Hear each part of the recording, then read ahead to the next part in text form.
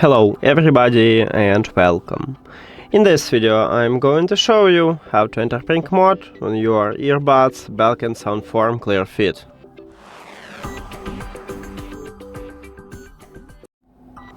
So you have to start by open the charging case and your earbuds should enter to pink mode automatically.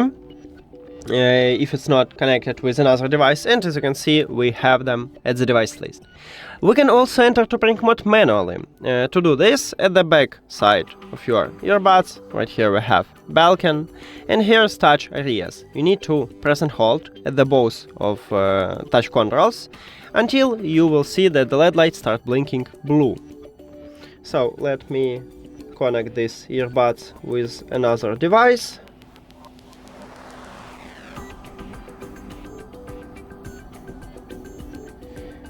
Okay, we have it, and now I press and hold at these touch controls. Now, as you can see, it starts slowly blinking, and we still have them at the device list and we can connect them. That's it.